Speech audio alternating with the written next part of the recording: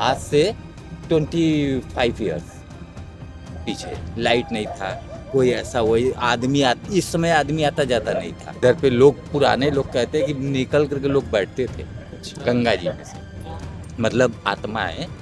यहाँ पे कहीं भी खाइए, कहीं भी नहाइए, सो जाइए, कोई दिक्कत नहीं है। और यहाँ पे कितने अतीम लावारिस बच्चे हैं और लोग हैं जो आते हैं बनारस घूमने के लिए, यहाँ पे आके बस जाते हैं। हमारा स्वागत बनारस ने एक धुआंधार बारिश से किया है। अभी फ़िलहाल जो मुझे शॉट्स लेने थे वो नहीं ले पाऊँगा इस बारिश की वजह से, तो पूरा शूट अभी फ़िलहाल के लिए बर्बाद हो चुका है।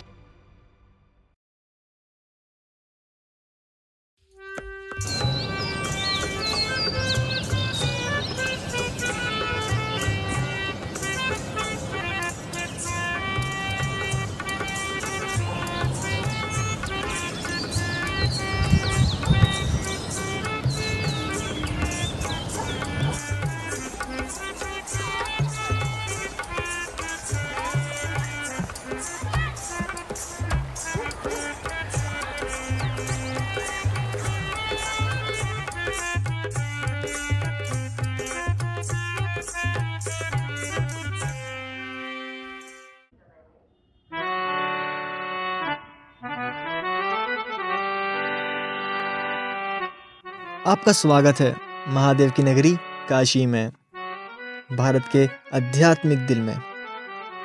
हजारों वर्षों से यह प्राचीन शहर श्रद्धालुओं, खोजकर्ताओं और यात्रियों को अपनी ओर खींचता आया है।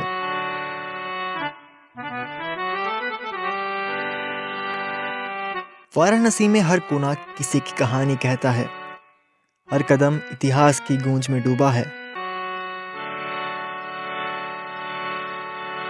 वाराणसी बस एक शहर नहीं है, यह एक जीवन शैली है। यहाँ की ऊर्जा अनुभव में आती है, भूतकाल को वर्तमान से जोड़ती है।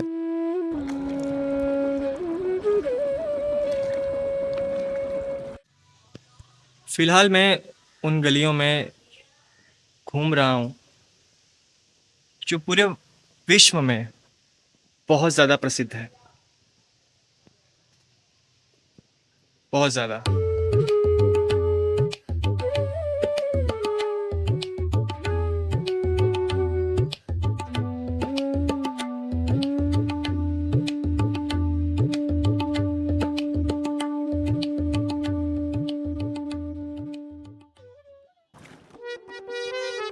सूर्योदय के साथ सभी घाट पर भजनों, घंटियों और पवित्र गंगा की लहरों की धीमी आवाज से जीवन मिलता है।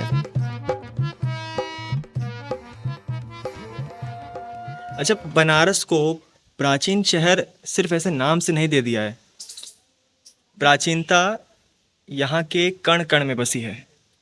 फॉर एग्जाम्पल, यहाँ के जो आर्किटेक्चर है, यहाँ के जितने भी बिल्डिंग्स हैं, घर हैं, रोड्स हैं, एवरीथिंग, वो सब कुछ प्राचीन से भी एंशियंट, एकदम आप देख के पता लगा लेंगे कि एकदम एंशियंट है। इवन यहाँ पे जो आपको स्ट्रीट फूड्स मिलेंगे, यहाँ का जो खाना मिलेगा आपको, उसमें भी आपको प्राचीनता दिखेगी। तो बनारस सिर्फ नाम का प्राचीन नहीं है, एक्चुअल में प्राचीन।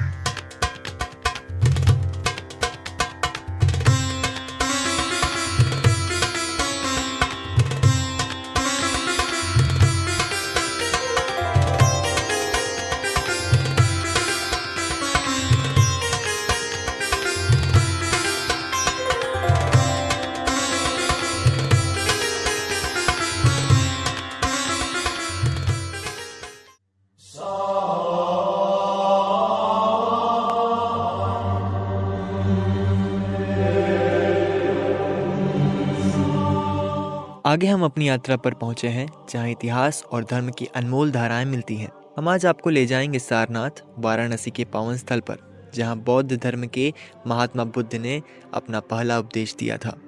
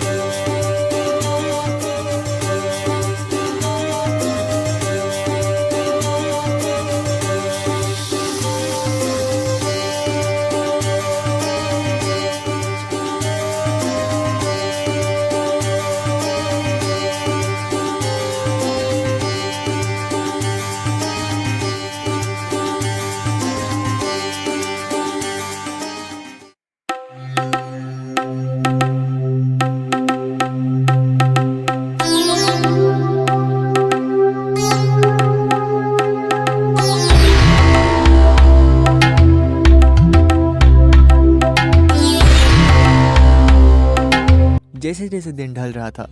मेरी उत्सुकता बढ़ती जा रही थी क्योंकि अब समय हो रहा था विश्व के सबसे पवित्र और भव्य आरती की, जिसे देखने पूरी दुनिया से लोग आते हैं और शाम को घाट के किनारे हजारों की भीड़ जुट जाती है इस पवित्र आरती को देखने के लिए।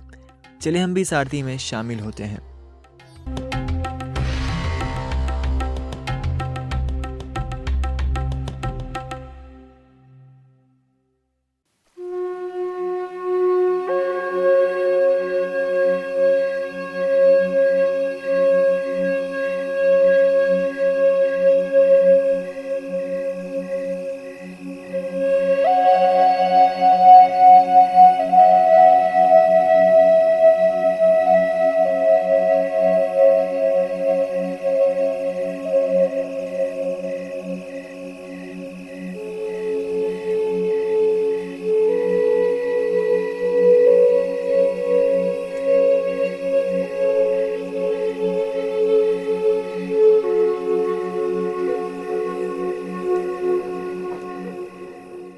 ये है दशाश्वमेध घाट, जहाँ गंगा मैया की आरती की जाती है और इस पवित्र पल को देखने के लिए हजारों की भीड़ जुटती है।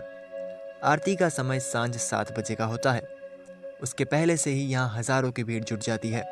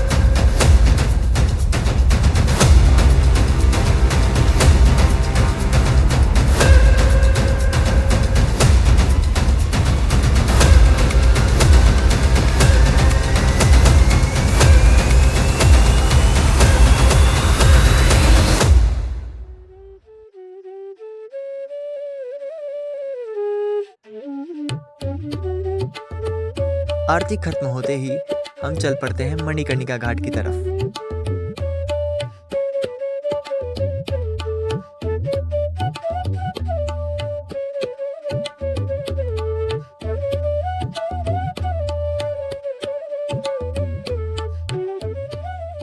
मणिकर्णिका घाट वाराणसी के प्रमुख घाटों में से एक है, जो पवित्र गंगा नदी के किनारे स्थित है। यह घाट विशेष रूप से अंतिम संस्कार के लिए प्रसिद्ध है, जहां लोग अपने प्रियजनों को शव धारण करने आते हैं। इसे हिंदू धर्म में महत्वपूर्ण माना जाता है, क्योंकि यहाँ शव को आग में जलाने से मोक्ष प्राप्ति मानी जाती है।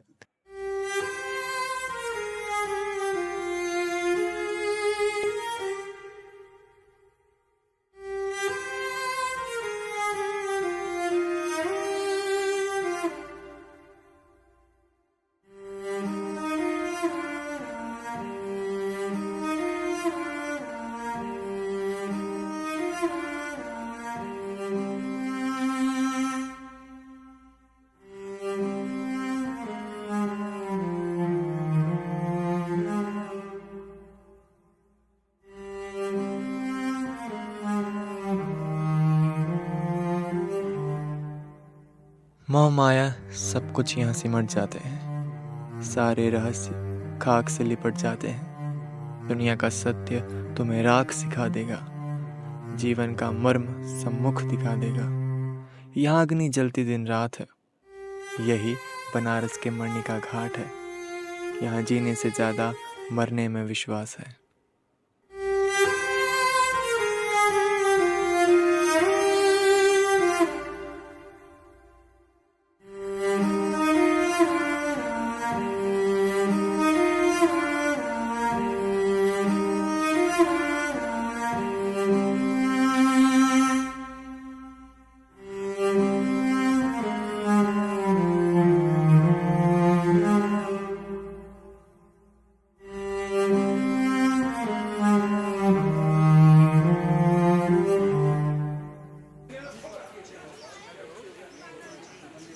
मणिकर्णिका घाट धार्मिक और आध्यात्मिक गतिविधियों का केंद्र है और यह वाराणसी की पावनता को दर्शाता है।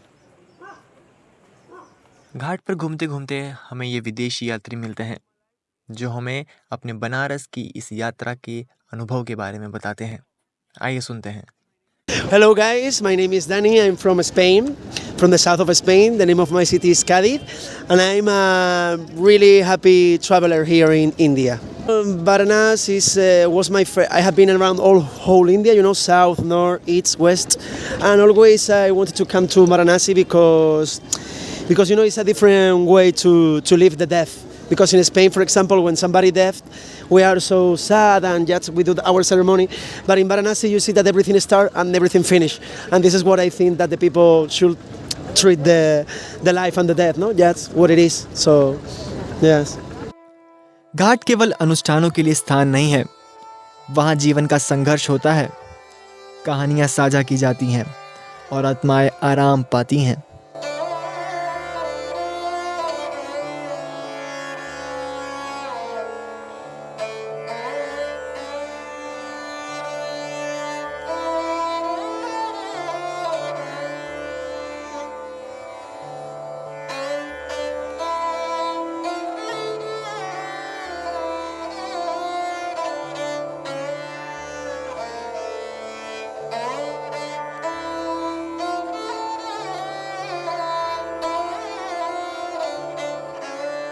सुबह आते हैं, अपना नहाते हैं, धोते हैं, नहाने धोने के बाद थोड़ा व्यायाम करते हैं, रियाज मारते हैं, कसरत करते हैं, योगा करते हैं, करने के बाद फिर ऊपर जाते हैं, फिर आगे दुकान लगाते हैं। तो इधर अच्छा खासा आपका हो जाता है कमाई?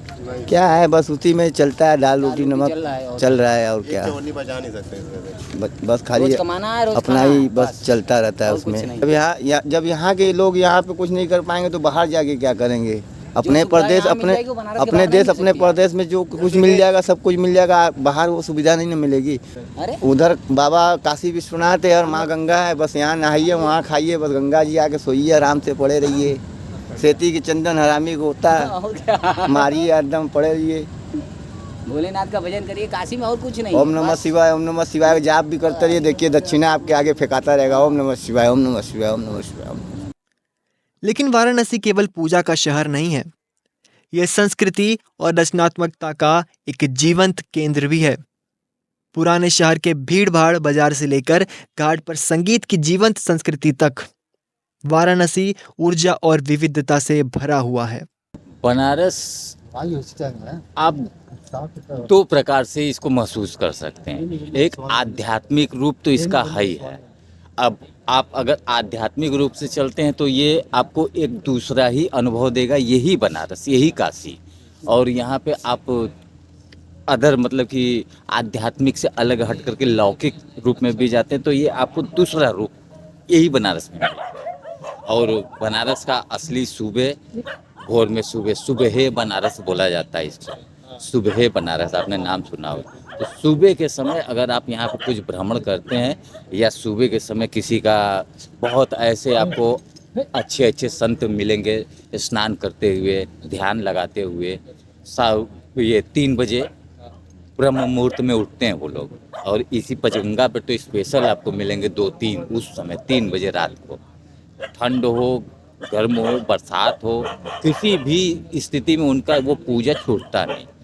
तो अब ये हो गया आध्यात्मिक रूप से आप देखेंगे तो आपको बहुत कुछ और है जो आप जानने का कोशिश करेंगे तो समय भी बहुत लगेगा और बहुत है, अनंत है इसके बारे में। और बनारस की खूबियाँ कुछ है, जैसे यहाँ पे मोक्ष का नगरी तो कहा ही गया है, मोक्ष का नगरी है ये। और भी यहाँ पे साधु संतों से आध्यात्मिकता मिलता है। यहाँ पे सारे मतलब पूरे भारत के कम से कम हर क्षेत्र के लोगों का यहाँ पे निवास है। इस यहाँ पे अब जैसे ये लोग तमिलनाडु से आए, यहाँ पे निवास करके यहाँ पे साधना कर रहे हैं, तो ऐसे ही पूरे भारतवर्ष से कोने कोने से लोग इधर आ करके और ऐसे ही साधना करते हैं। ये सब मढ़ियाँ जो आप देख रहे हैं, ये सब मढ़ियाँ साधना स्थल है। सारे मढ़ियाँ यहाँ से वहाँ तक पूरा एक एक करके ऐसा सब में भोलेनाथ का वो और इसमें मेडिटेशन करने का बैठकर पूरा ये सारे इसीलिए बनाए ही गए।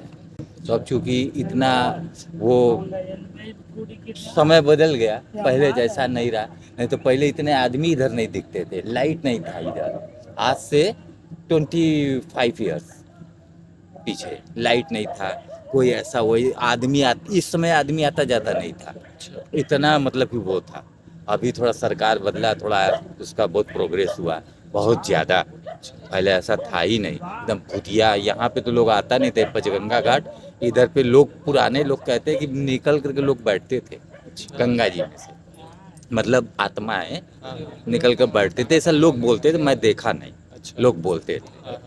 और काशी में पंचगंगा, काशी तो है, काशी मोक्ष का द्वार तो है ही है, पंचगंगा जिसको, और उसका सर पे मुकुट जिसको बोलते हैं, ऐसा ये पंचगंगा है काशी।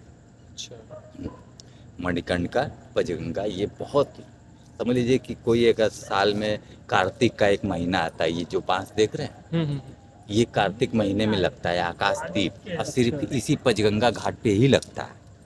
हाँ, अपना जैसे कि आप अपने आप को पंडित जी को कह दीजिए कि मेरे नाम से आप ये दीप जलाइए, तो वो जलाएंगे, जो उसका शुल्क होगा वो आपको देना होगा। घी का दीपक जलता है सुबह शाम, आकाश दीप, तो उसे मतलब कि देवताओं को भी समर्पित है और आपके पूर्वजों को भी, जैसे माता पिता जो नहीं है उनको भी समर्पित होता है यही दीप। और एक महीना गंगा स्नान करने का बहुत कार्तिक महीना, एक महीना, वही जो आप देव दीपावली का देखते हैं ना, वही लास्ट होता है उसका। कार्तिक महीने का लास्ट पूर्णिमा, वही लास्ट। कि अगर काशी में आए तो 3 देवताओं का दर्शन अत्यंत जरूरी है, जैसे एक भोलेनाथ, एक संकट मोचन और एक काल भैरव। बस आपने बनारस को पूरा कर लिया, बनारस में सब। और फिर जब इनके रास्ते में आपको जो देवी देवता मिलेंगे उन्हें तो आप करेंगे ही, तो फुल आप मतलब कंप्लीट काशी घूम लिया, काशी का पूरा दर्शन कर लिया। अब गंगा स्नान तो कोई भी आता है करता ही। एक बात स्पष्ट होती है, वाराणसी आगे भी प्रेरणा, ज्ञान और आश्चर्य का स्तोत्र रहेगी। अभी के लिए भले ही मैं बनारस छोड़ के निकल रहा हूँ, लेकिन ये शहर मेरे दिल से नहीं निकलेगा।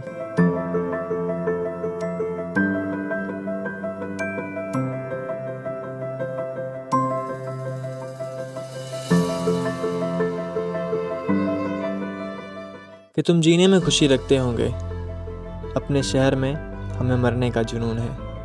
कि बनारस से गुरु, यहाँ जीने से ज़्यादा मरने में सुकून है।